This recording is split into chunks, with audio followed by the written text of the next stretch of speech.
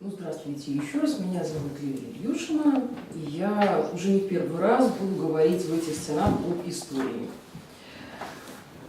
На самом деле задача не такая простая, потому что я не являюсь профессиональным историком, но тут с настойчивостью почти дятла каждый раз говорю именно об этом предмете. Хотя у нас в Липецком университете немалое количество историков, которые, в общем-то, и о методологии истории говорят, и о различных интерпретациях истории, школы историков есть. И первое, на чем мне бы хотелось кратенько остановиться, это вопрос о том, как вообще можно говорить об истории. Является ли история таким уже самоочевидным знанием? Да? Вот все эти годы, которые я пытаюсь думать об истории, меня внутренне раздражает несколько вещей. То есть, с одной стороны, история – это, в общем-то, едва ли не первое, что мы начинаем изучать. Мы вообще, в принципе, существа такие исторические. Да?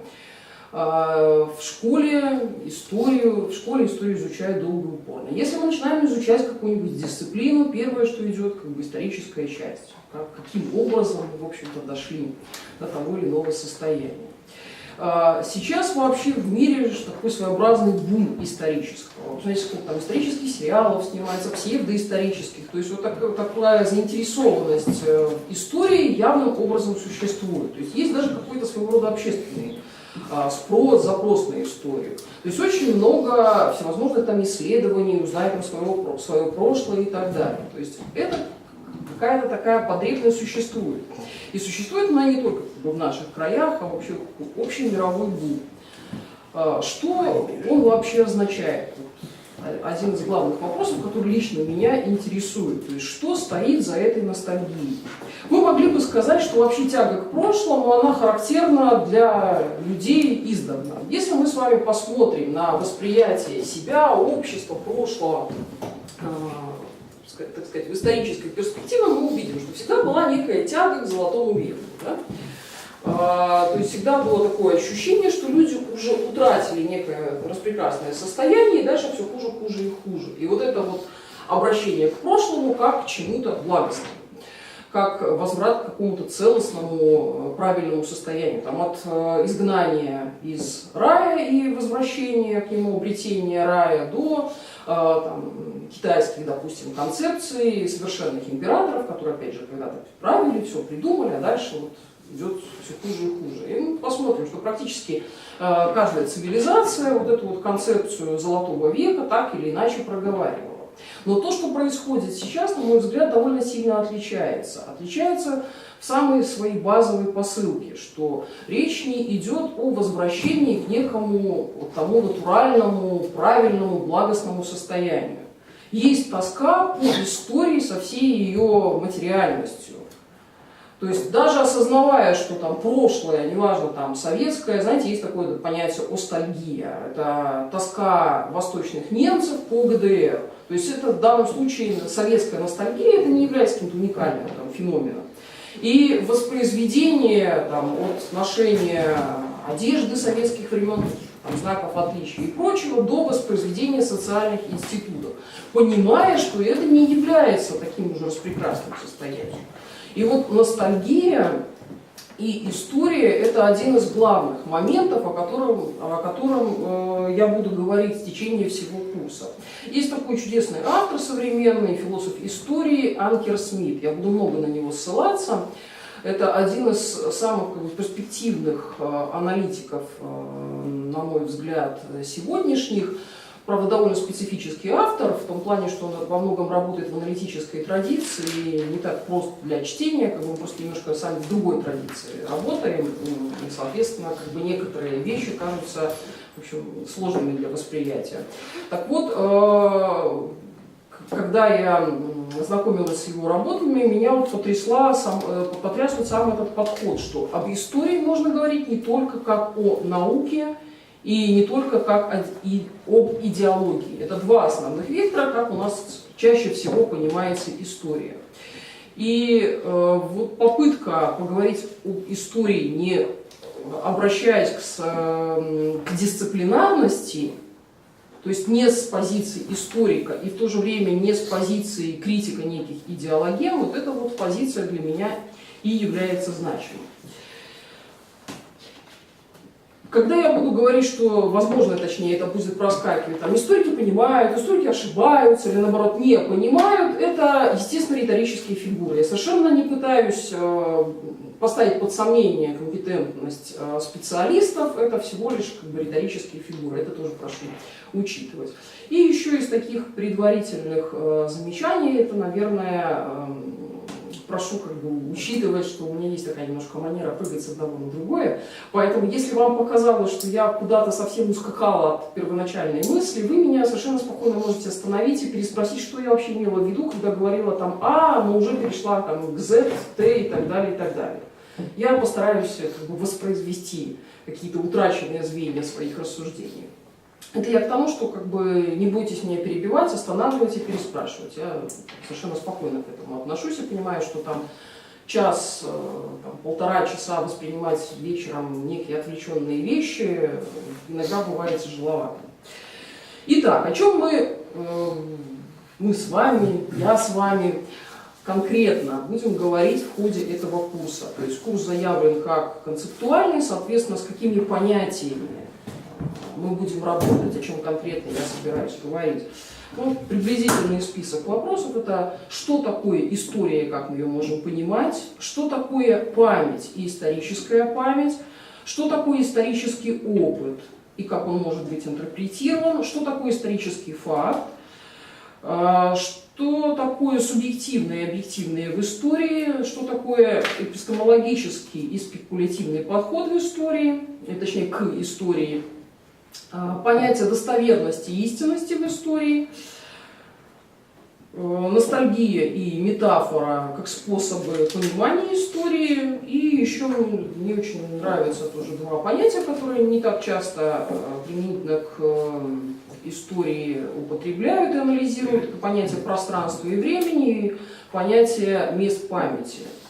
Последний это авторский термин, он принадлежит Пьеру Нара, это один из последних представителей, неправильно, не последний представитель, а представитель последнего поколения школы аналов. Довольно интересная такая концепция, мне кажется, довольно востребованная. Это основные как бы, вещи, о которых будет проговорено, естественно, о чем-то больше, о чем-то меньше. Ну и начать мне, наверное, хотелось бы с того, как мы вообще чисто там интуитивно на обыденном уровне понимаем историю. У нас народ говорливый, ну, по крайней мере, 2 человека у нас говорливые точно, поэтому вот если вам не сложно, как бы по цепочке, просто вот как вы привыкли понимать историю, что для вас стоит за этим понятием. То есть вы когда записывались на курс, ну, как бы очевидно, что какая-то заинтересованность есть, и, соответственно, некое предпонимание истории уже есть. И вот мне бы очень интересно было узнать, как вы для себя определяете это понятие. Лев, я с вас начинаю, коротенько. Ну, я как автор синтетической теории исторической эволюции, значит, всю жизнь фактически работаю с историей, с самыми различными интерпретациями истории. Вот. Для меня история – это именно эволюция человеческих обществ, человеческих сообществ. Вот. Значит, в основе той теории, к которой я пришел вот на протяжении 45 лет непрерывной работы, значит, состоит в том, что я отверг самые различные, ну, как говорят историосовские интерпретации. Скажем, марксистская интерпретация базируется на роли экономических процессов, значит,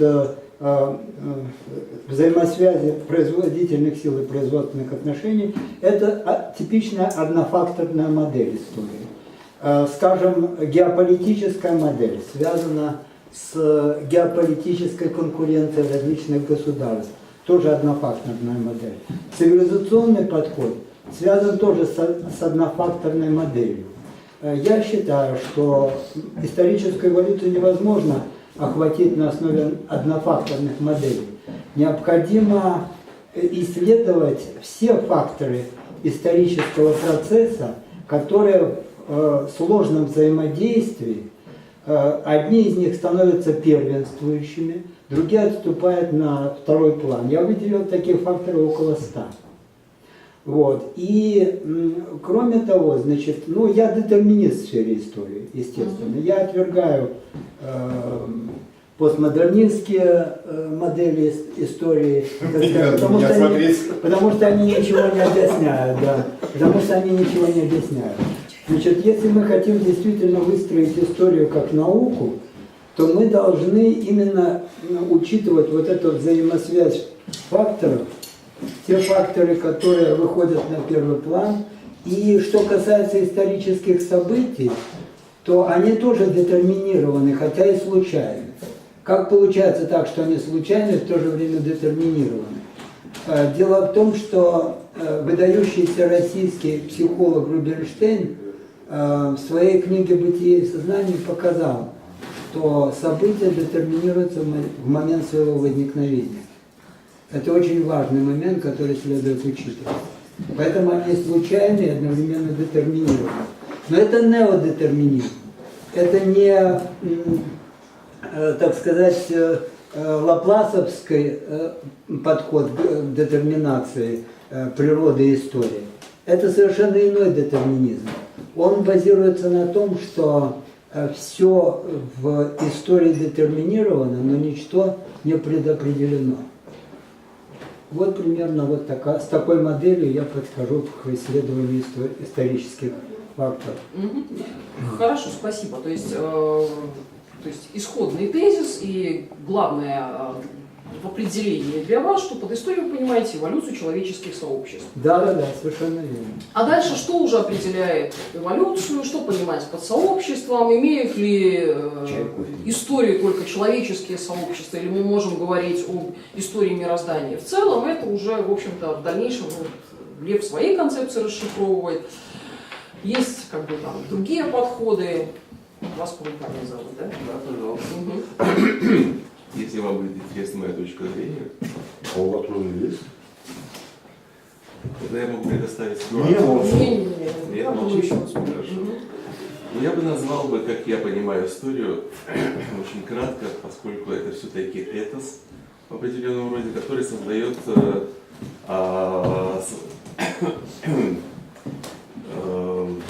какие-то условия в той искусственной среде, где они человек развивается. И на протяжении всей истории, естественно, его эволюция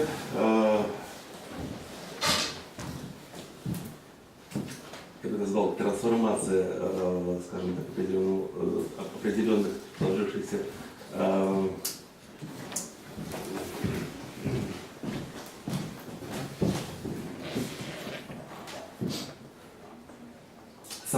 событийности, которая привела к определенному результату в каждом, скажем так, этосе. Так, вот кратко пока.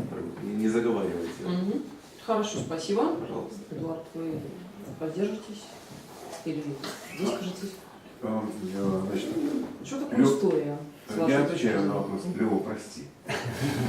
История – это миф, не имеющий ни начала, ни определения, ни конца.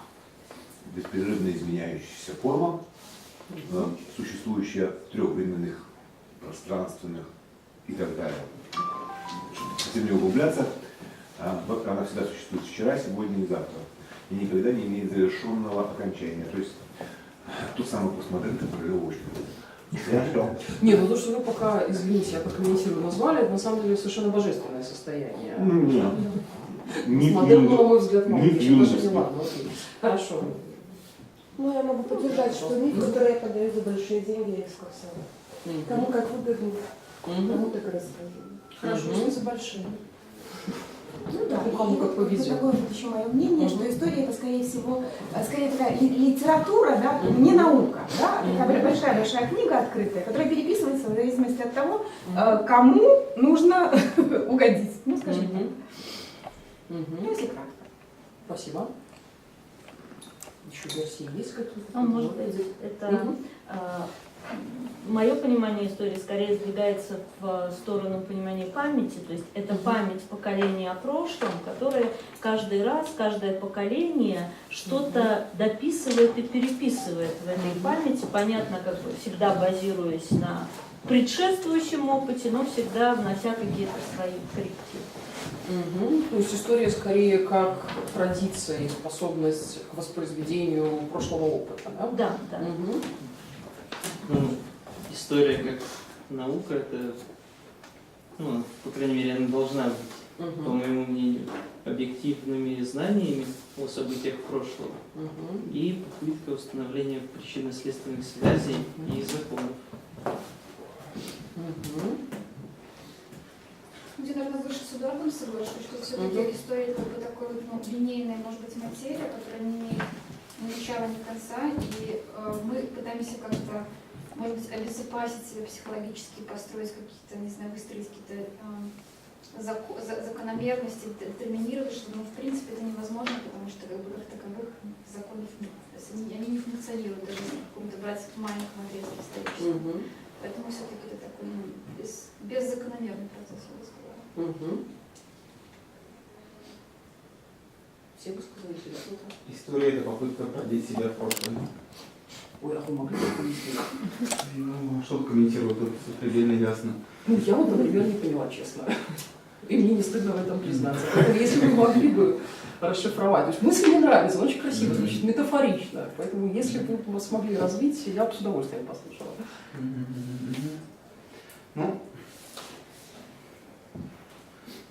все очень просто, что существование есть как-то исхождение из себя. Вот. И, собственно, что касается истории, то это исхождение из себя в неком там направлении. Тянуть себя на то, что было до меня. Вот. Если Как нет себя, то нет присвоение истории. прошлого, да? Да, да. Мгм. Ну, в этом смысле мне тоже нравится одна мысль о том, что тут, кто действительно владеет прошлым, тот господствует, да, над всем. И в этом смысле не случайно любые авторитарные или тоталитарные режимы главным образом переписывают прошлое. Ну, скорее, история как основание для идентичности. Да, это еще, кстати говоря, в таком виде не звучало. Спасибо всем высказавшимся. Если у кого-то появится в процессе идеи, тоже может с нами поделиться. Мне действительно было очень интересно послушать, потому что, я думаю, вы, как бы, опять же, интуитивно догадываетесь, что определений истории, причем нормальных, таких академических, их действительно достаточно много. И мы тут часто попадаем в такую ловушку, которая, мне кажется, связана просто элементарно с нашим образованием, то есть с традицией нашего образования. Когда мы начинаем учить там, историю в школе или там, проходим курс истории Беларуси в университете, то крайне редко дается действительно определение, что такое история вообще. Если и дается, то сугубо в таком нормальном научном теоретическом плане.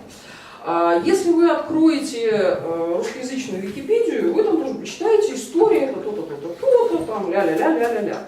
Но если вы откроете, ну и соответственно история, она там от древнейших времен до наших дней и так далее, и так далее. Но если вы откроете англоязычную или немецкоязычную Википедию, то есть любую, которая не к нашей традиции принадлежит, и соответственно не только Википедию, любой нормальный словарь, вы вдруг узнаете, что история – это письменная история.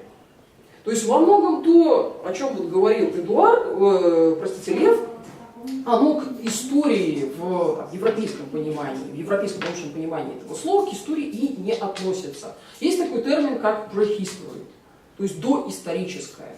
То есть история, как специальным образом организованная дисциплина, имеет дело с письменными источниками. И когда вот там прозвучала история есть литература, или я бы сказала, история есть некий нарратив, в этом действительно есть большая научная правда. История есть нечто записанное, сохранившееся в письменных источниках. И в этом смысле история там какой-нибудь, какая у нас там была, шнурованной керамики, да, или еще какая-нибудь, она историей в западном смысле не является. И вот тут вот у нас уже появляется множество таких совершенно концептуальных различий. То есть что каждый понимает под историей и, соответственно, какой мы должны выбрать для себя концепт, понятие, с которым мы работаем. То есть где-то общее поле для понимания, которое обеспечит нам возможность взаимодействия и говорить в дальнейшем о каких-то других проблемах. То есть что мы относим к истории, с чего она начинается, какими там методами пользуется и так далее, возможно, только после того, как мы вообще выяснили, что за ней стоит. И вот это вот развлечение истории письменной, археологии, ну то есть, не знаю, в курсе вы или нет, но, допустим, для британской традиции археолог не является историком.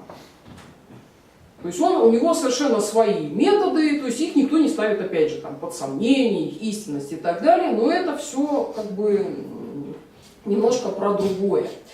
И опять же, почему это так важно? Потому что роль и статус источников для истории – это одна из важнейших задач, одна из важнейших проблем. И, собственно, с возникновением во многом историографической традиции история как наука и появляется. Об этом чуть позже. Ну и второй очень важный момент, это когда говорят, что история есть нарратив, и история, соответственно, есть бесконечная интерпретация, соответственно, в ней не может быть ничего объективного. Ну, эти самые истории есть какие-то там постмодерные игры, где каждый что хочет, то, ну, то есть каждая новая интерпретация, значит, не лучше, не хуже другой, соответственно, невозможно установить нечто конечное и объективное, соответственно, история не может являться наукой. Вот этот вот заход, он тоже, мы о нем будем говорить, и говорить о том, что в таком случае, как бы я же в самом начале обозначил, то есть если история не является наукой, что она делает в академической среде, и какое приращение знания она может давать. То есть тогда какой с нее спрос? То есть если она не является наукой, то ну, зачем она прикрывается этой самой академической традицией? Вот об этом чуть позже. Соответственно, какие есть основные подходы к определению истории? Да? То есть вот первое, что мы фиксируем, это развлечение в разных традициях с самого начала истории. То есть в нашей отечественной традиции под историей мы понимаем так называемую, она может по-разному там идти, глобальную историю, всеобщую историю и так далее. То есть под историей понимается изучение эволюции, изучение динамики и развития. Ну и дальше мы уже берем сообщество, или как Лев вообще от Вселенной до наших дней, да, и до перспектив. То есть изучение развивающихся систем, так скажем, от их возникновения и так далее. Этот подход тоже имеет право на жизнь, опять же, если мы четко проговорили, что мы понимаем под историей. Если мы говорим об истории как об академической дисциплине, и когда вы читаете, берете какую-нибудь там книжку, учебник или просто там, и читаете, что автор историк, то, скорее всего, он будет, ну, именно обозначен, точнее, его дисциплина как историк, речь будет идти об истории как о письменной традиции, в первую очередь. И, соответственно, вопрос будет стоять об интерпретации письменных источников. И все остальное там, от геральдики, археологии, нумизматики и так далее, это, да, это дополнительное, ну, то, что у нас, в общем-то, по-моему, на истоке называется вспомогательные исторические дисциплины. То есть они так идут бочком-бочком, и к истории имеют весьма отдаленное отношение. Этот момент важен еще почему. Есть такой современный подход к философии и истории, он называется конструктивизм, он вообще исходит из того, что как бы невозможно говорить об исторических фактах, а можно говорить только об интерпретациях, но это так как бы запомнили и пропустили. Но в истории как таковой можно выделить две большие составляющие. Это ее инфраструктуру и надстройку, superstructure. Это термин Майкла Аукшота. Так вот, если брать инфраструктуру истории, а сюда входят вот как раз те самые всевозможные источники. Как письменные источники, так и ряд вот тех самых вспомогательных исторических дисциплин. А под надстройкой он понимает стиль письма, то есть способность историка вытягивать из источников какую-то информацию и собирать ее в единый текст. Так вот, с точки зрения этих самых конструктивистов, прогресс вообще в исторической науке происходит исключительно за счет развития вот этой самой инфраструктуры. То есть, чем больше источников увлекается, тем более насыщенным, более научным становится само историческое произведение. Но на самом деле, вот, эта точка зрения мне очень нравится, основная проблема лежит как раз в той самой суперструктуре или в надстройке. Потому что какие бы источники мы не выбирали, как бы не выстраивали, не пытались показать там объективность нашего знания, в конечном итоге все упирается в саму интерпретацию. То есть объективность, с которой мы имеем дело, она мнимая. Но тогда опять же возникает вопрос, а с чем тогда работает история и каков продукт того знания, которое она предлагает. Ну и эта концепция тоже снова и снова воспроизводит мысль о том, что история есть знание источников, история есть writing history. Следующий момент, связанный с определением, что есть история и что скрывается за этим понятием, это отождествление истории и идеологии. Ну, тут звучала идеология, миф и так далее. Ну, не буду сейчас вдаваться, естественно, в развлечение того, что есть миф и что есть идеология. Это традиция о том, что история каким-то образом связана с поддержкой той или иной государственной политики, политики идентичности, имеет тоже довольно серьезное основание. Мне очень нравится, как это в одной своей статьи изложил Wallerstein, который, в принципе, неплохо показывает, что возникновение истории как дисциплины связано с именем Ранкина. В общем, это, понятно, не открыл не Wallerstein, просто показывает, что с этого момента, то есть с формированием немецкой исторической школы, немецкого историзма происходит явный такой перекос в смысле поддержки истории, историков, кафедр истории со стороны государства. А формирование немецкого историзма совпадает по времени с формированием немецкого национального государства. И что национализм и обращение к историческим корням очень тесно совпадают по времени, возможно, одно обусловлено другим. И что в дальнейшем, то есть история становится таким государственным проектом. Национальное государство придумывает себе свою национальную историю, что позволяет ему отличаться от других государств, объединять сообщество людей вокруг некой общей идентичности, ну и выстраивать перспективу на будущее. И что там сепарацию суверенитета 20 века, что современные проблемы столкновения идентичности, они как раз вот и обусловлены таким пониманием истории. Это, в общем-то, неплохая, красивая версия, существует масса там сторонников, противников этих вещей.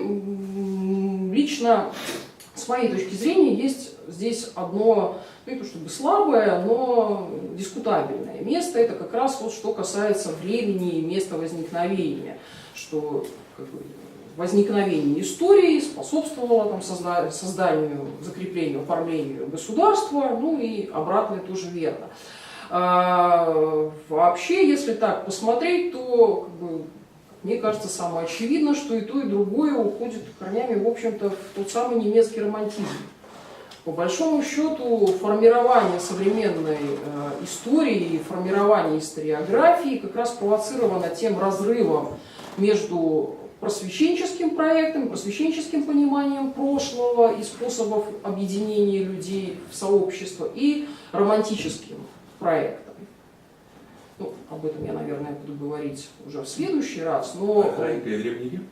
Архаика связана с архаикой и Древним Римом? С схоластикой, нет? Не-не-не, я про романтизм. Романтизм эпоху уже после Средневековья. Это мы в любом случае будем еще проговаривать по историческим этапам немножко. Так вот, попрошу тоже вас о себе в сознании зафиксировать, что романтизм для возникновения истории, формирования истории и как науки, и как литературного проекта, это такое основное время, краеугольное время.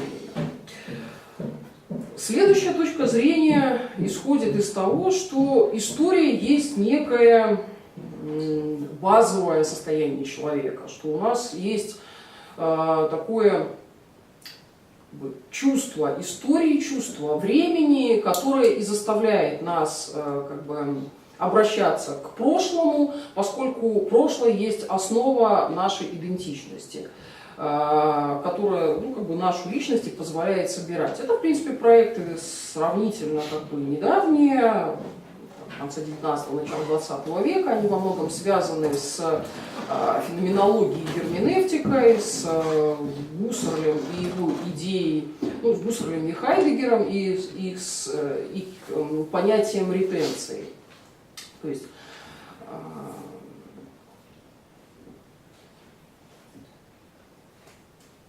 наше существование всегда, конечно, обнаруживается в точке «теперь», но конструируем мы себя через прошлое. То есть обращенность наша к прошлому позволяет как бы задавать и вектор будущего. Соответственно, история есть какое-то постоянное напряжение, и мы его выдаем в некой просто вербализированной форме. И искать в этой форме какие-то всеобщие законы и так далее, в общем-то, тоже не имеет значения. То есть история здесь понимается скорее как некий личный проект. Это сейчас тоже стало довольно модно и иногда принимает такие своеобразные формы. Например, на базе этой концепции возникает идея о том, что экспертное знание, такое цеховое знание, которое раньше принадлежало историкам, то есть те люди, которые могли компетентно говорить о прошлом и так далее, в общем-то, несколько узурпировали это самое знание о прошлом, и каждый человек, в общем-то, может быть гораздо более компетентен в своем прошлом, в прошлом там, своего села, города, района, определенного времени. То есть это принцип «копай здесь». То есть человек, который занимается микроисторией, микроисследованиями, как раз-таки и являет в качестве результата своей деятельности настоящую историю. То есть история состоит из вот таких вот микроэпизодов, которые мы, опять же, лишь можем реконструировать, то есть мы ее создаем. То есть этот подход исходит из того, что история есть некое внутреннее напряжение, наша личная потребность, такая экзистенциальная потребность, и которую мы выражаем в формате микроистории, из которого затем собирается некая целостность. Но целостность это такая сугубо конструктивистская модель. То есть если уж так редуцировать, то есть как было на самом деле, здесь задавать такой вопрос, в общем-то, даже и неуместно. Есть еще версия истории, что она есть обнаружение, ну вот, наконец, определение, есть состоящее во времени события, случившиеся с человеческими существами, которые можно описать с той или иной степенью достоверности. Вот, собственно, это и есть история как наука. Сциентистский проект истории тоже весьма и весьма интересный. Вот о нем, наверное, мы чуть-чуть больше сегодня и поговорим. То есть история, само слово греческого происхождения. Первые греческие историки, собственно, отец истории Геродот, говорил, что история есть память. И вот здесь сразу тоже всплывает еще одно очень важное понятие, о котором мы дальше будем говорить, что есть память и как она представлена в истории. То есть чья это память, кого память, память о чем, в чем она может быть выражена, для чего она вообще нужна.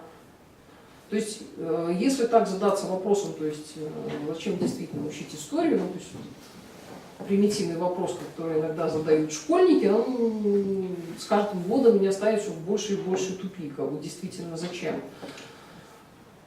Вот, так, то есть изначально, если вот брать историческую эту реконструкцию, то есть Геродот говорит о том, что история есть память о прошлом.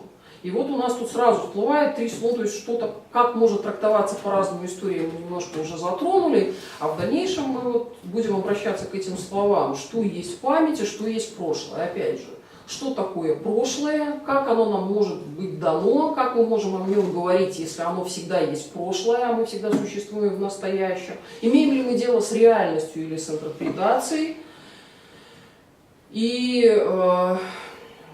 как, в каких терминах, с какой степенью достоверности об этом прошлом мы можем говорить. И как соотносятся разные модели прошлого и как вообще их сравнивать и как с ними работать, с этими разными интерпретациями. Тогда же в седьмой античности греки с римлянами, в общем, придумали основные сущностные моменты истории. Фукидид говорил о том, что сущностью истории является вечная борьба за власть.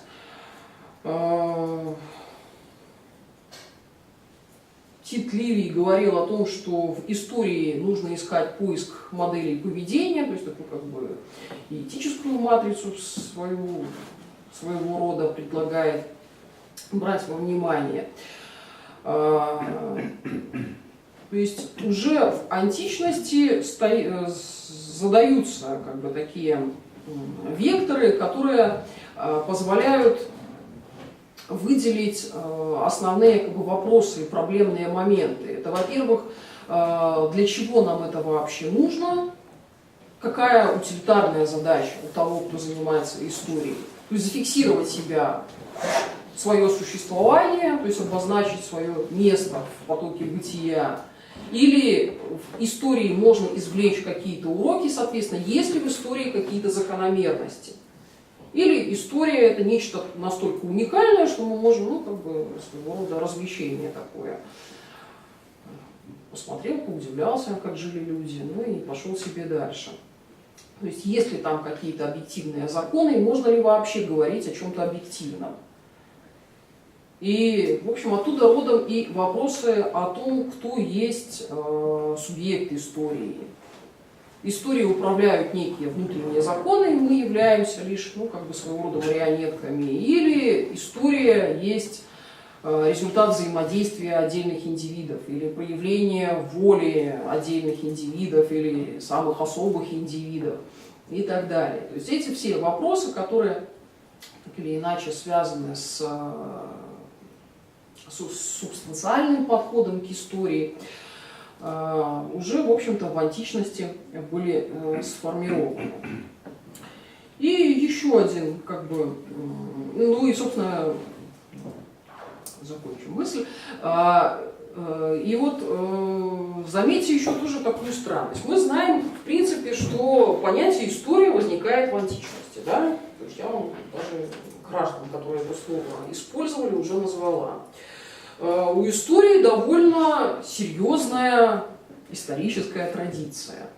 То есть основные исторические жанры, там, летописи, биографии, всякие энциклопедии, компендиумы существовали тоже довольно давно. Наука, как таковая, мы знаем, возникает, ну, по одной из самых общепринятых версий, окончательно там оформляется в 16-17 веке. А история как наука возникает только в XIX веке и связана с именем Леопольда фон Ранке.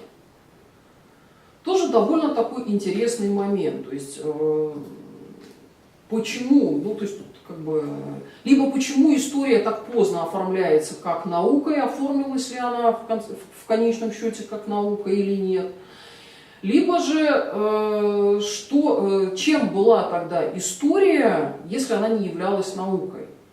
Почему тогда мы, в общем-то, и сейчас, в принципе, пользуемся теми трудами, теми источниками, которые были оставлены? В конце концов, то есть множеством, ну, если возьмем, не знаю, там, биологию, да, то вся эта предыстория биологии, конечно, очень интересна и захватывающая, как там кто чего рисовал, но к современной биологии это отношение имеет весьма-весьма далекое, опять же, как такое введение и развлечение. А в в XIX веке Леопольдом фон Ранке были заложены как бы основы современной исторической науки. Я сейчас попытаюсь найти его основную цитату, где-то у меня была, где он и определяет эту самую историю. Если не найду, расскажу в следующий раз.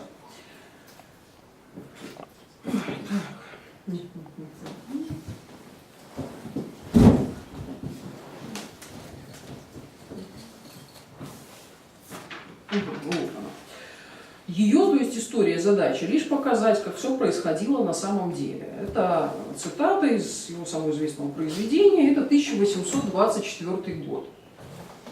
То есть вот этот вот посыл, как было на самом деле. Вот он, собственно, с 19 века до сегодняшнего дня и составляет, с одной стороны, и главное искушение истории, то есть большинство из нас хотят знать действительно, как это было на самом деле. То есть я уверена, что большинству не очень интересно выслушивать 386-ю версию событий, а хотелось бы узнать одну правильную, настоящую и единственную. И в то же время вот это вечный идеал исторической науки, вечный упрек со стороны так называемых естественных наук, то есть где всегда можно отослаться к какому-то к объективной реальности, сказать, вот оно, как есть на самом деле, а здесь где на самом деле. И вот это вот на самом деле, не такое простое у фон Ранке, оно во многом и определило статус и ориентиры исторической науки. А здесь нужно вспомнить, что 19 век и начало 20 века – это знаменитый спор между сторонниками, ну, тут как бы, смотря какой спор рассматривать, там, идеографического-номотетического метода, между сторонниками позитивистской науки и сторонниками как бы, уникальности гуманитарного знания. Поскольку это время 19 и начало 20 века, это время, конечно, формирования и блестящих перспектив естественных наук, они выступают образцом для создания всех прочих наук. И история, если пыталась, история, в общем-то, и куча других дисциплин, если и пытались как-то занять определенное место в ряду этого нового знания, то есть войти в новое время, в новую эпоху развития полноправным участникам, то должна была ориентироваться на эти самые естественные науки. И отсюда следует такой тоже довольно интересный вывод, что, точнее, можно сделать, не с неизбежностью следует, но об этом тоже можно говорить, что развитие исторического письма или, как бы, собственно, науки, истории как науки, исторического нарратива может свидетельствовать не сколько о более глубоком проникновении в историческую реальность, ну, к тому самому, как это было на самом деле, а скорее за этим стоит вопрос о дисциплинарном признании. То есть чем более ты ориентируешься на методы естественных наук, чем более пытаешься выстроить концепцию, как это было на самом деле, тем выше твой статус среди историков, ну и, в общем-то, изначально среди представителей разных дисциплин, ну и в конечном итоге тем выше то, что мы сейчас называем символическим капиталом. То есть это вот то самое обращение к истории, как это было на самом деле, в конечном итоге оказывается не обращением к реальности, а к вопросу о статусе. И мы это тоже должны иметь в виду, когда говорим о позитивистской традиции, о истории как науке, или о той истории, которая нам памятна со школьной скамьи. Она вот как раз в духе фон Ранке написана и как раз и претендует на то самое, как было на самом деле. И вот эти вот исторические моменты, контексты обязательно нужно учитывать, когда мы говорим о формировании немецкой исторической школы. И еще как бы один подход к пониманию истории, интерпретации истории, что история есть развертывание неких законов, которые могут быть постигнуты или нет, или мотивы, которые могут быть или не могут быть обнаружены и взяты на вооружение. То есть история есть развертывание в развитии человеческого общества неких законов. Эти законы могут быть постижимы, марксистская концепция общества, либо же они могут быть и непостижимы. Допустим, возьмем концепции Шпенглера или Тойнби. Да? То есть каждая цивилизация проходит определенную... То есть история человечества состоит из истории отдельных обществ, каждая из которых проходит определенные фазы, но суть этих обществ мы понять не можем, потому что мы к ним не принадлежим. То есть мы можем лишь со стороны наблюдать, выдвигать некие интерпретации, но только носитель, собственно, той цивилизации или культуры может постигнуть ход ее развития. То есть вот этот вопрос о том, что постижимая или непостижимая история, здесь, вопрос скорее. Но самое главное, что история есть неизбежное развертывание неких объективных законов. То есть они в ней уже существуют, предзаданы и каким-то образом реализуются. Здесь можно вспомнить, как Гегеля, да, с его хитростью мирового разума, до, в общем-то, таких современных полусумасшедших версий всевозможных. Таких и концепт, хотя, в общем, не в обиду присутствующим будет сказано, да. Я тут делаю логическую паузу, дабы спросить, получить фидбэк, да, от аудитории. То есть все совсем в потоке сознания, вы что-то уловили, вам нравится, не нравится, чтобы я тоже как-то свой нарратив как-то регулировала. Она нужна в Беларуси история своя, как вы считаете? Вот, знаете, я бы этот вопрос разделила на два. Нам в Беларуси нужна история или нужна нам в Беларуси, второе слово там у вас прозвучало, такая или своя история. Для меня это очень непростой момент на самом деле. Ну, это тоже вопрос. Подождите, я уже задал вопрос. Да, давайте мы скоммуницируем хотя бы так быстренько, а потом уже... Тут, конечно, есть искушение спросить, а какую историю вы имеете в виду, да, мы тут уже их как мы затронули античности, хотя бы вот в таком промежутке, как мы сейчас получаем информацию, каждое десятилетие нам подтверждает, что человек существует не последние там 2500 лет, создавая свою эту среду обитания, а как минимум 25 000 лет. И вот те промежутки, которые мы рассматриваем, они в этом контексте совсем в истории совсем скоротечны.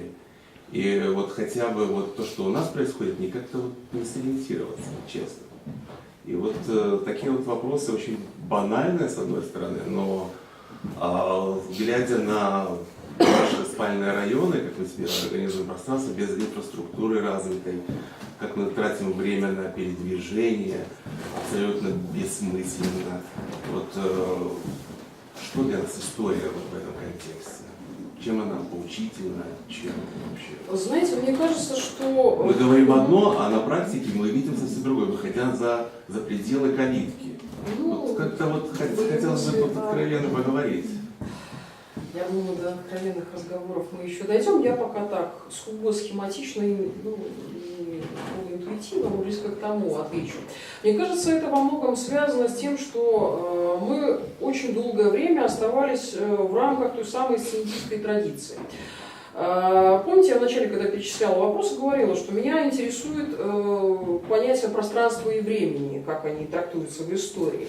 Дело в том, что если развивать до конца сциентистскую традицию, да, и саму вот эту идею, как было на самом деле, и понятие объективного истории, то мы должны признать, что для адекватной оценки чего бы ни было, вы должны занять позицию над, позицию вне. И в этом смысле история представляет собой своего рода реку, идущую из прошлого в настоящее, а мы такие молодцы стоим над ней, вне ее, сверху и можем обозревать. То есть мы говорим, что история имеет дело со временем. Да? То есть мы без конца учили на истории какие-то даты. Мы говорим о каких-то эпохах. То есть вроде как мы оперируем терминами, связанными со временем. Но когда мы занимаем эту позицию в ненаходимости, мы это время перевозим в пространство. И тем самым, мне кажется, мы довольно серьезно его обесцениваем. То есть мы его наслаиваем, и, в общем-то, уже перестаем понимать, где тот самый вот момент нашего переживания. Мы в чем существуем. То есть у нас это так спрессовалось, что мы уже как бы вот это чувство времени и утрачиваем. И в итоге получается, что мы живем как бы везде и нигде. Так, ну, если к вопросу о спальных районах говорить, да? Я вообще веду нас к преемственности, вот такому слову. Пока только часть мы затронули, начало самого начала.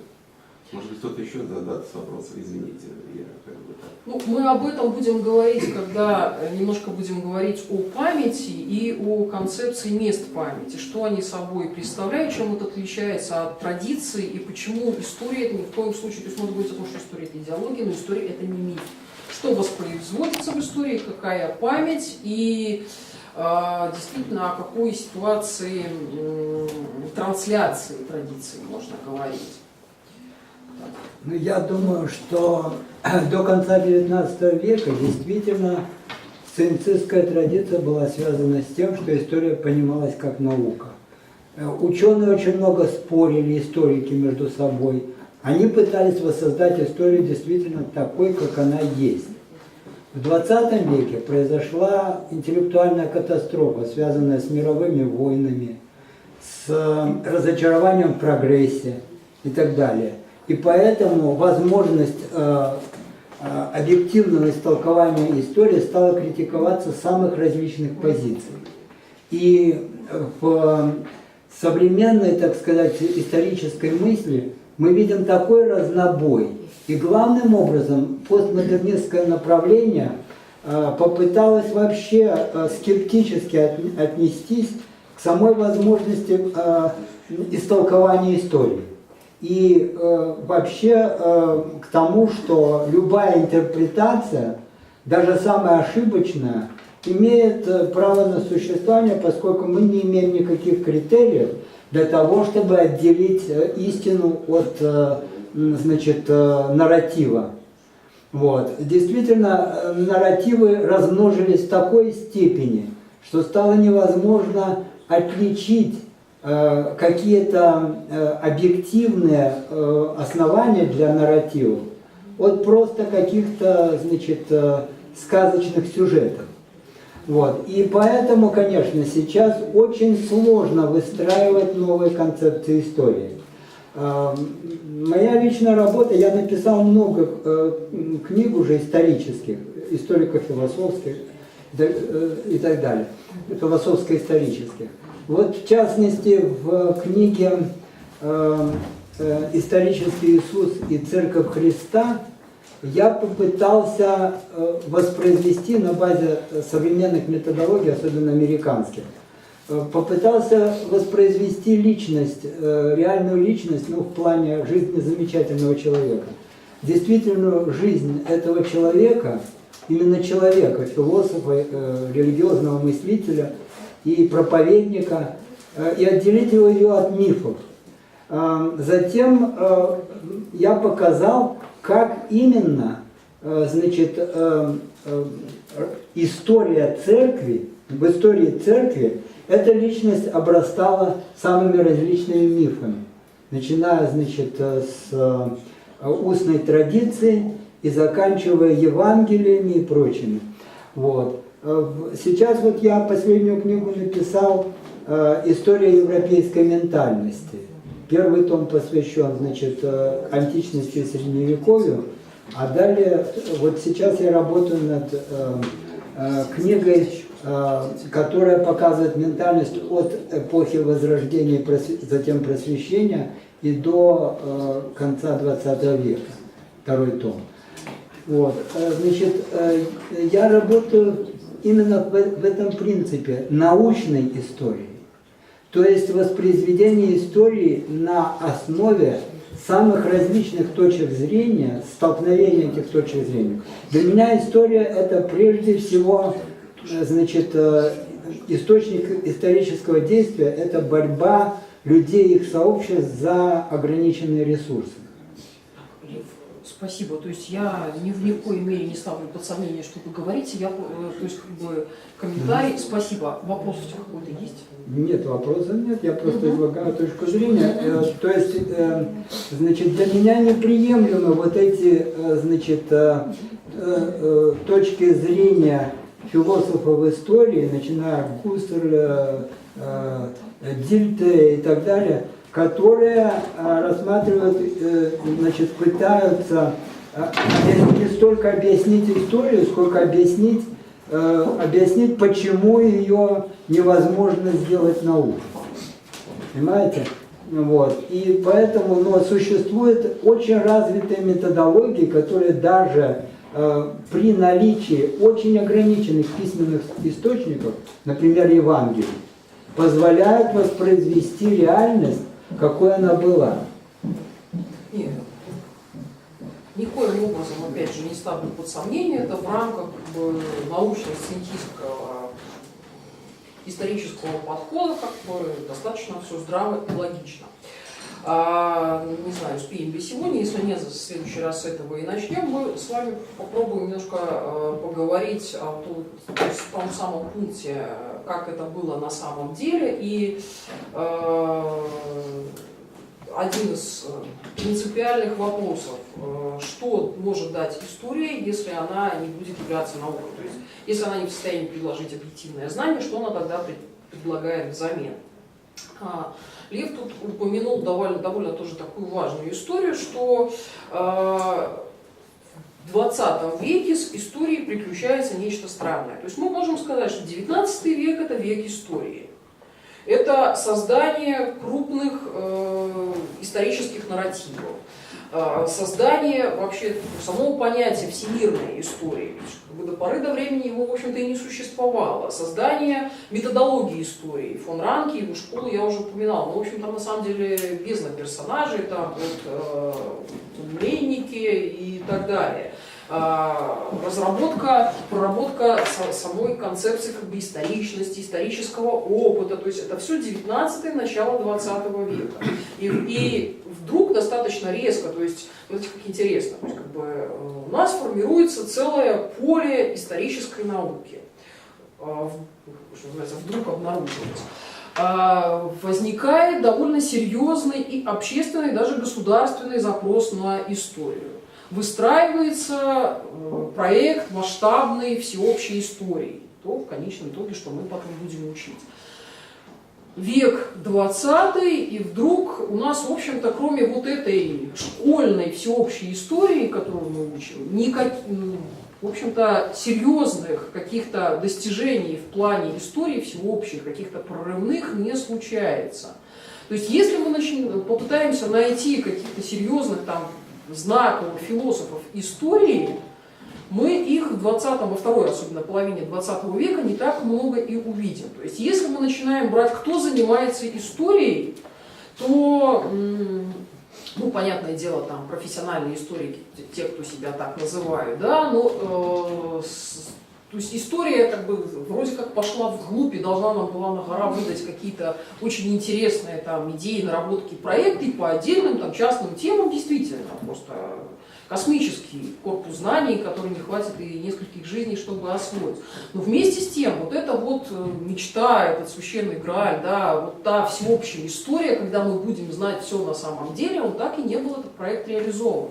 Более того, со второй половины 20 века происходят совершенно резкие разрывы с традицией. Вдруг, ну, вот, упомянут уже не один раз постмодернизм, говорит о том, что вообще невозможно выстраивать какие-то нарративы, что сама эта попытка, она глубоко ошибочна в своем посыле. Либо что невозможно выстроить всеобщую историю, поскольку разные общества детерминированы совершенно разными факторами, совершенно на разных предпосылках основанной деятельности и так далее, соответственно, это как бы и не выстраивается. И самое интересное, что основной, как бы, что ли, запрет внутренний, профессиональный, ложится на создание вот тех самых так называемых больших нарративов. Если посмотреть на профессиональных историков или тех, кто хотя бы работает в этом поле, в частности, там, он уже, правда, помер, но все равно сравнительно новый Чарльз Стилли или Уильям Макнил, это фундаментальные, с одной стороны, совершенно фундаментальные фигуры для исторической науки. Ну, в частности, для американской исторической науки, там последние титаны, люди, которые были способны создавать большие проекты истории. То есть от седой древности до наших дней, все подробно, очень энциклопедично и так далее. С другой стороны, это совершенно такие белые вороны для исторической науки. Поскольку вот сама вот эта идея создания большого нарратива, она становится как бы дискредитирована. То есть историк – это человек компетентный в очень определенной узкой области. Только там и можно быть компетентным. Но тогда возникает вопрос, а кто тогда создает этот самый большой нарратив? И мы оказываемся в плену либо вот тех самых школьных знаний, которые, понятно, написаны, каждый из которых написан по заказу своего Министерства образования, соответственно, нужную точку зрения продвигает, либо это какие-то совершенно альтернативистские проекты, которым всегда можно, профессионализм которых всегда можно поставить под сомнение. И вместо обретения какой-то, опять же, общей базы или там каких-то универсальных эквивалентов, которые бы позволяли нам оценить ту или иную концепцию, мы имеем их целый набор альтернативных, конкурирующих, дополняющих, противоречащих и так далее, которые совершенно по-разному трактуют даже, казалось бы, совершенно самые очевидные вещи. И тут, не знаю, ко всем остальным, лично мне на помощь приходит очень интересная концепция конструктивистов, она называется «слова-вещи». Один из главных тезисов, из которых она исходит, что если мы имеем одну интерпретацию, мы не имеем никаких интерпретаций. То есть если у нас есть какое-то одно представление о реальности, у нас нет представления о реальности. Лишь соотнося разные концепции исторической интерпретации, мы можем говорить вообще о чем бы то ни было. С одной стороны, это кажется такой, как бы поклоном в сторону постмодерна и философов постмодерна. Якобы нет ничего объективного. Да? С другой стороны, на самом деле это довольно серьезную как бы научную базу под собой имеет. То есть если у нас есть один источник, знаменитый там, один из знаменитых примеров – это деятельность царя Рамзеса египетского, который о себе сочинял, какой он вообще был молодец, как он всех победил и так далее. И пока у нас был такой, этот, собственно, единственный источник, то есть расшифровка египетских источников, у нас была такая версия. Но когда стали доступны данные хетские, то есть те, с кем он воевал, мы вдруг выяснили много другого всего интересного. То есть есть определенные критерии, уже в рамках исторической науки, которые позволяют оценить степень достоверности, валидности того или иного источника.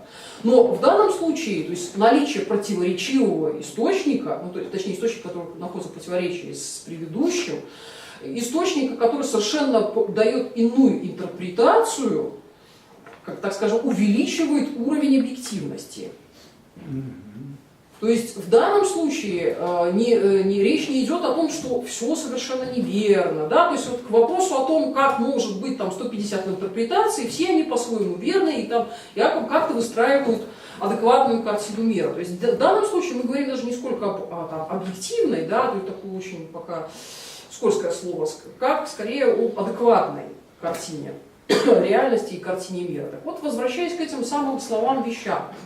То есть если мы говорим о множестве разных интерпретаций исторических, то как мы должны вообще воспринимать события прошлого? Мы действительно оперируем такими словами, как, допустим, там, Ренессанс, Холодная война, они уже так на слуху, и мы к ним привыкли. Так вот, эти такого рода термины Аукшот и Голдсмит предлагают называть слова-вещи. Вообще, как бы, наука имеет дело со словами, да, с языком и с реальностью. Мы считаем, что вещи даны нам в языке, и как бы, соответственно, мы можем как бы сквозь них, как там, сквозь стекло, смотреть на реальность. Но в исторической реальности, в историческом опыте все немножко не так. То есть между словами и реальностью есть и еще особый мир, особый как бы пласт, те самые слова-вещи. То есть первоначально есть некая интерпретация, то есть мы это называем, к примеру, холодной войной или ренессансом, и неважно, еще каким-то словом некое явление обозначает. Ученые достигают определенного рода консенсуса по поводу того, что в это входит. То есть это может на самом деле весьма дискутабельно быть, когда считать началом отсчета холодную войну, что считать ее итогами, но все-таки за определенным периодом закрепляется это название. Но в дальнейшем вот эта вот дискуссия, если побеждает, точнее, в этой дискуссии какая-то одна версия, либо она просто закрепляется, ну, допустим, на государственном уровне, да, вот есть правильное, есть неправильное, то такого рода слова, они становятся как бы вещами раз и навсегда данными. Мы их воспринимаем уже, естественно, не критически, воспринимаем как раз вот, как это было на самом деле, и теряем вот тут вот тот самый уровень дискуссии, который давал нам разные, возможность соотнесения разных взглядов и давал ту самую объективную картину.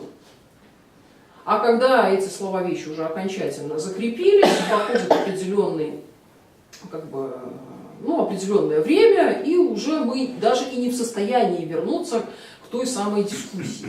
И в этом смысле как бы, потеря вот этой вот преемственности в дискуссии очень страшный момент для исторической науки. А это, в общем-то, происходит достаточно часто. То, как бы, ну, там, то закрыты архивы, то цензура, то война какая-нибудь. И сразу, в общем-то, довольно серьезно меняется конфигурация. То есть, там, либо просто часть историков, которые этим занималась, они ушли в иные сферы и не могут воспроизводить дискуссию на нужном уровне. То есть вот то, что нам кажется самоочевидным, ну понятно, там вот, прицепили ярлык к какому-то явлению, конечно, мы все это понимаем, что это не так, но как понимать так, это очень зависит от уровня, от состояния научного сообщества.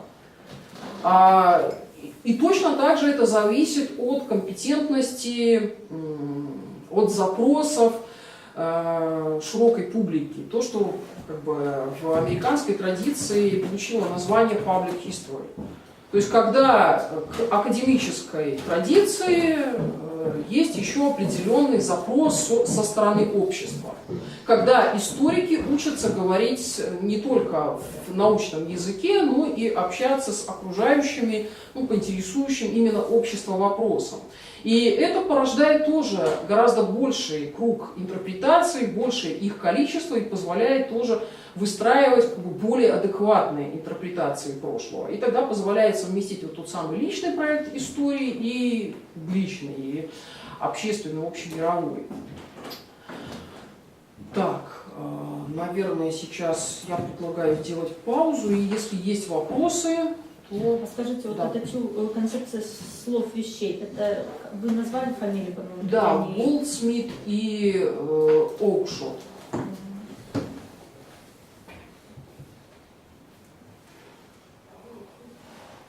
Но вот хорошая интерпретация этой концепции, вообще всего конструктивизма у Анкерсмита.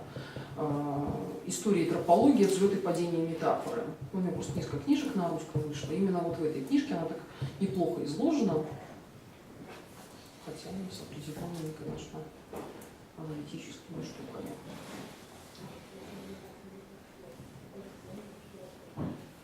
Необходимо разрабатывать методологические критерии, которые позволяли бы достаточно объективно оценивать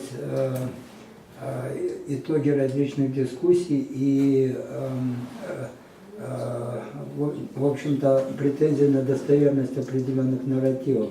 В этом смысле необходимо восстановить те метанарративы, которые, значит, в постмодернистской мысли были отвергнуты и которые возникли в эпоху Просвещения. Я считаю, что эпоха Просвещения – это своего рода такая же такое же осевое время европейской цивилизованной истории, как, значит, с точки зрения Ясперса было осевым временем было 6-8 век до нашей эры, когда формировались первые цивилизации. Потому что идеи прогресса, вот эти все метанарративы, идеи прогресса, гуманизма, значит, научности и так далее, они оказались, ну что ли, дискредитированными последующим развитием интеллектуалов 20 века, их позиции интеллектуалов. Можно я вас остановлю? Не для того, чтобы там как-то, опять же, поставить под сомнение, что вы говорите, вот это просто хочу зафиксировать вот этот момент. Вот Лев сейчас сказал, что с его точки зрения просвещение вот это узловой момент. Да. Я уже, видимо, в следующий раз опять же с этого и начну. То есть с моей точки зрения просвещение, оно антиисторично в этом смысле. Я буду пытаться, по крайней мере, доказать, что именно романтизм, что слом просвещенческой парадигмы и весь романтический пафос и дает начало истории. И я скорее буду клонить к тому, что мне на сегодняшний день кажется более интересным даже не вопросы методологические, а вопросы о том, как функционирует историческая наука, как ей добиться объективности и так далее. Это, в общем-то, тема, безусловно, интересная, но такая довольно уже захватанная. Мне кажется, очень интересный момент, связанный с проектами индивидуализации истории. Может ли история одновременно быть личной и в то же время претендовать на некую адекватность и объективность?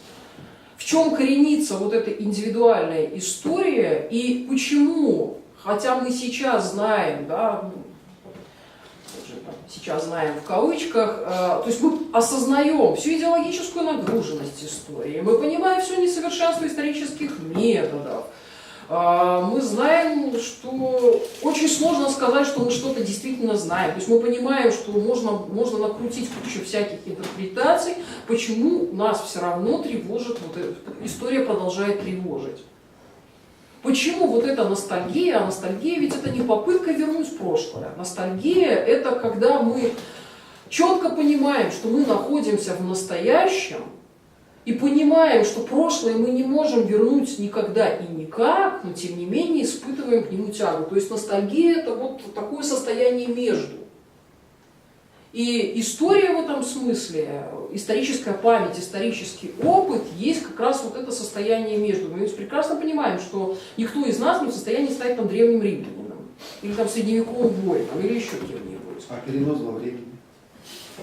Ну, если у нас получится, вы обязательно свой исторический опыт репрезентируете.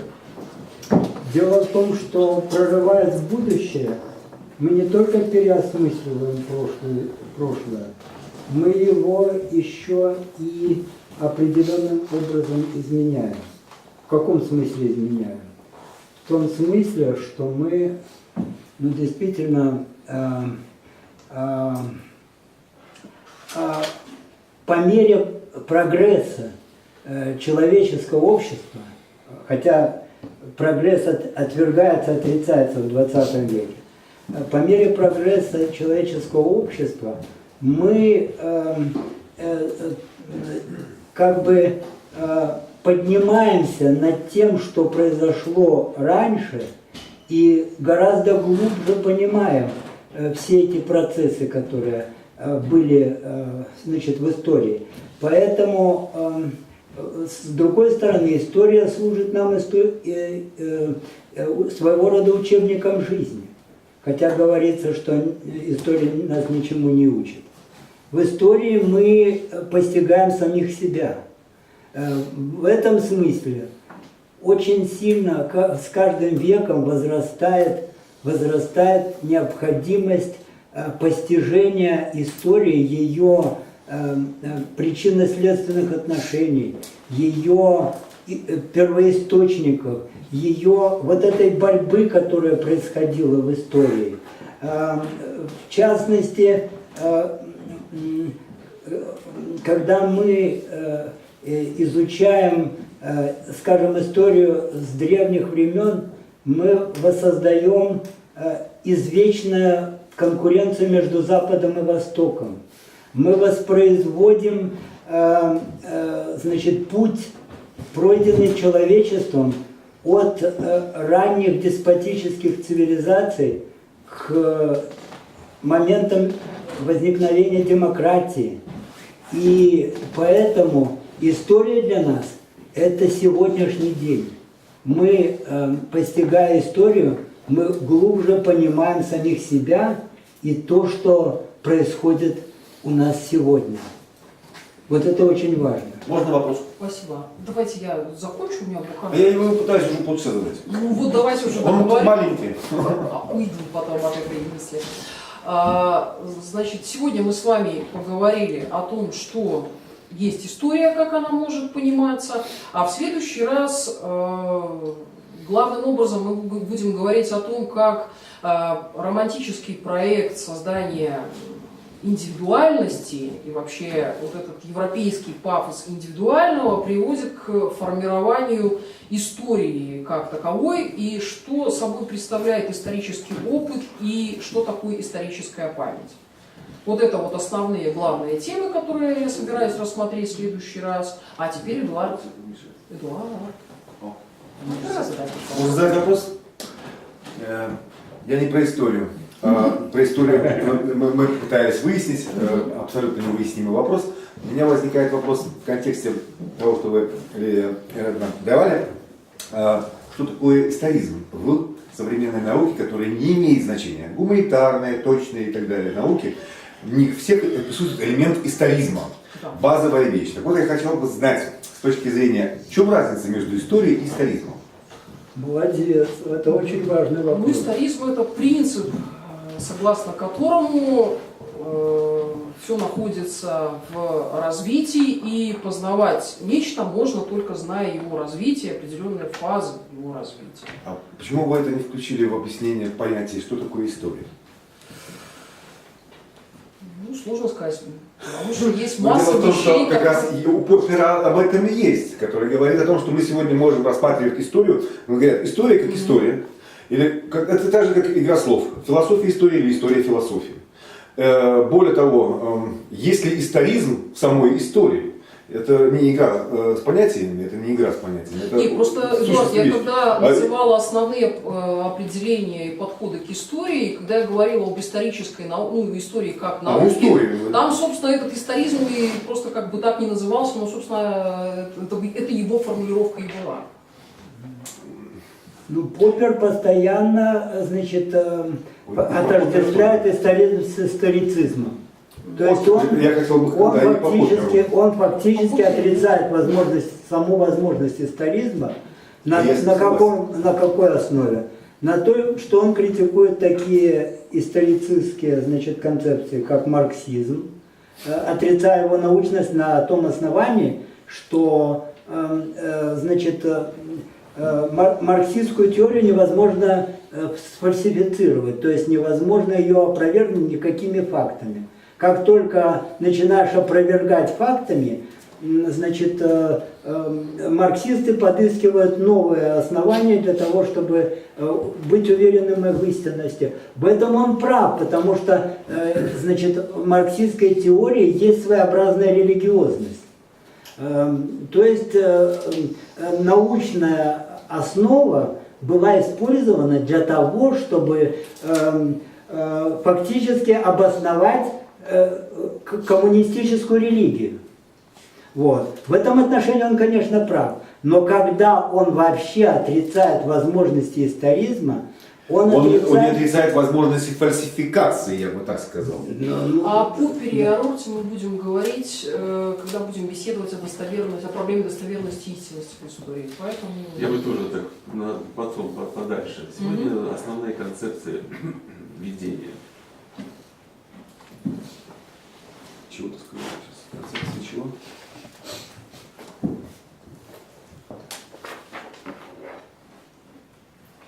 Основные мысли. Основная мысль в том, что сегодня какое-то введение в понятие истории. Вопросы, реакции, предложения, замечания? Если нет, то тогда спасибо всем за внимание. Встретимся через неделю. Спасибо.